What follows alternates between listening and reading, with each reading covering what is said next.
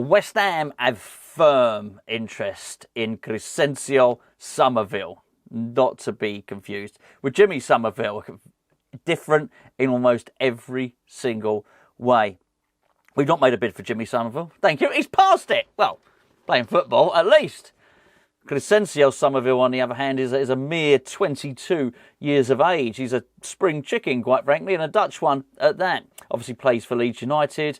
A bit tricky, bit of a wizard, but he's played for him quite some time, actually. This must be 2.5 seasons now, at least. 70-odd appearances, 20-odd goals. That's a simplification. There's a little bit more detail than that, but you get the general gist. Had a really, really good last few months, certainly, and looks to be an excellent player. But it's serious, because Fabrizio Romano, of course, he said firm.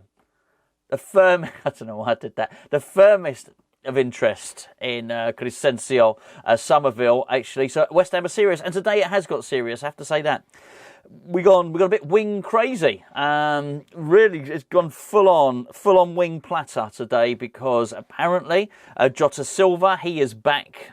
Well, he's not gone anywhere, but apparently been waiting for the price to drop on Jota Silva. We're interested in him, and depending on which newspaper, website, depending on which in the know you subscribe to, probably all of them, we are about to bid 33 million for Matias Soule, which seems a little bit suspicious, bearing in mind I heard the other day that Roma had a £15 million bid accepted. Imagine. I mean, that's no way to do business. We won't do the eBay analogy today. We'll leave that parked, shall we?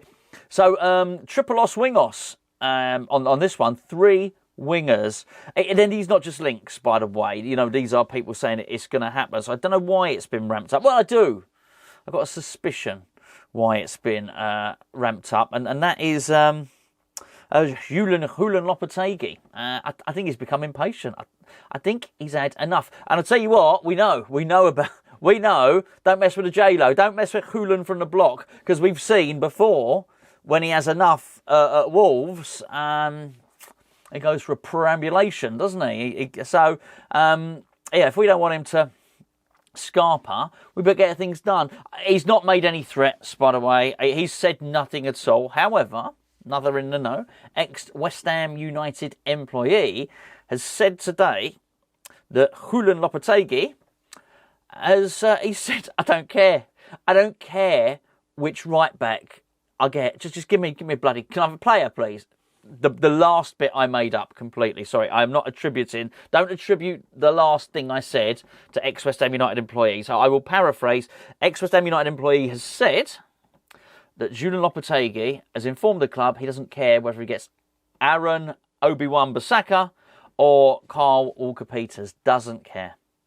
Now, the other bit I made up. I find that odd, I've got to say, because they're not the same, are they? Well, clearly, not only are they two separate people, actually, in terms of the style of their football, it's not the same. One would suspect that maybe Walker-Peters would fit Lopetegui's style more than Wan-Bissaka. But that's okay, that's fine. But would it be fair to say one of them is more of a defensive right-back, one of them is more attack-minded? With that in mind, I would have thought that Lopetegui would mind which one he got. It's not, because it's not like a one-size-fits-all on this sort of stuff, is it? So I am wondering if part of that is just pure desperation from the manager, just thinking, you know what, can I just have someone in now? He's tried a couple of little dalliances, hasn't he? Gideon Kadua, a right-back, who wasn't impressive at right-back, by the way. I think at right-wing, I think he looks good. Let me just say that. There's no blame on Kadua at all. I think he's a decent player, and he went on loan to Wickham, didn't he? And it started slowly there. When they watched him in the EFL Trophy, he got a loan there off the back of performance. He played well against them, possibly arguably our best player, actually. And then eventually he found himself getting into the team towards the end of the season. But he's a right winger. He's not a right back. Then, of course, he played Caelan Casey there. Now, I also have to say that I did actually see the under-21s development squad play last season as well. Not in that game, and Caelan Casey was playing at right back, but he's not a right back, all right? He's not. He gets shoehorned in there when other people are missing. So clearly there's a bit of an issue there. And I know we got Vladimir Coufal coming back, of course, naturally. But he's not going to be the main one there. So we need one. So I just wonder if it's got to a case of Lopetegui saying, "Do you know what? I've had enough. I've had enough. Just get me a bloody player in." And I wonder now if that's why we have got this three-pronged winger assault happening, and why it's been ramped up today, because the language is different, particularly from the in the nose. And Fabrizio Romano would be absolutely a case in point in that. Before I go on and talk about this, is a little bit more actually transfer gossip as well. Can I please point you in the direction of Hammers Chat's Patreon page? What's Patreon? It's our third Hammers Chat channel, basically.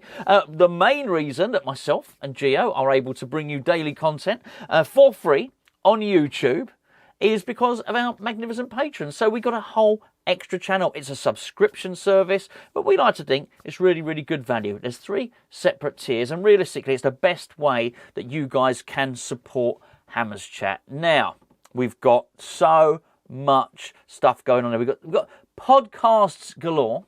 We have got player ratings. We're still doing player ratings now, believe it or not, actually. Even on the friendlies, we'll give it a go. We're not taking it too seriously. We got breakfast shows. We got build-up shows. We have got opposition previews. We got the Babbling Irons over there now. We have got Overland and C-Word, which is a brand new podcast for you all to enjoy. Not for the... I was going to say not for the faint-hearted, not for children, probably, that one. We got our Naked podcast with myself and Gio. We are fully clothed, but we talk about things other than football. We got Anton Ferdinand podcast. We got competitions. We got match ticket giveaways. We've got so much stuff going on there. Discounts to our online store. So we like to think it's bloody good value. We have a 7-day free trial, which we're pretty much running that permanently at the moment. Go over, give it a whirl, see if you like it. If you don't have to carry on, but we'd really appreciate it. And thank you, by the way, to everybody that stuck with us. Amazing. Throughout the summer. There's no football on, but they've still stuck with us. Gluttons for punishment, quite frankly. That's what I think. Anyway. What's his name? Jimmy Summerville. That's the fella. Right. I like him, by the way. I think he's good. The Jota Silva link is one that really won't go away. The Matias Soule, I'm just finding this hard to get my head around, really. But what has also been interesting is within the last sort of 24 hours is because the striker news went quiet, we had a little flurry of activity surrounding, if you remember, the Todibo stuff, and then that's Tomore. Not Todibo, that's not Tomore. Tomore's a different one. Tomore, AC Milan, we might be interested in him. So we were centre-back, focusing on the centre-back in terms of the transfer gossip. Then we had a little bit of focus on the right-backs. We had a double right-backs. Don't care anymore. Whatever right-backs, give me a bloody right-back. So we've done that. And now we're dealing on Trezor Swingos. But there's been precious little striker talk. And there's a reason for that, apparently. And that is because we hear that old Duran is going to force the hand of Aston Villa. This was brilliant. Right, now, I don't want to dig the geezer out too much, so I'm not going to say his name.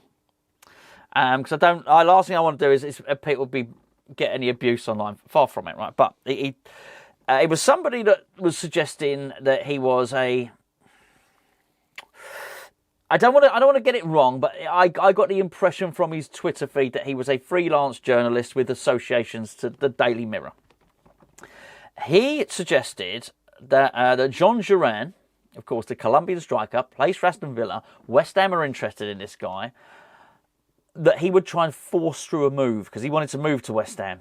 Now, one of the reasons, it was brilliant. One of the reasons given was not only does he like West Ham, but he likes the fact that West Ham have got a Spanish coach. Of course, he's Colombian. They speak Spanish. So actually, him coming to West Ham would be really good because obviously Julen Lopetegui, old J-Lo, old Jenny from the block there, speaks Spanish. It was brilliant. Not any reference to the fact that Unai Emery also speaks Spanish. I'll tell you what, these Spaniards, they can. I tend to find these Spaniards can speak a bit of Spanish, you know. It's quite incredible, really. It made the whole story carry a little bit less weight. Let's put it that way. Anyway, there you go. So it appears that from what the story, it was tenuous. Please, it's not me saying this. I've still got comments popping up, by the way. So when you do a YouTube video, we don't we haven't got like the same screen that you're watching on YouTube. We've got this thing called a YouTube studio, right? You upload videos on it and you can see people's comments, you can see how the video's performing and different bits and pieces.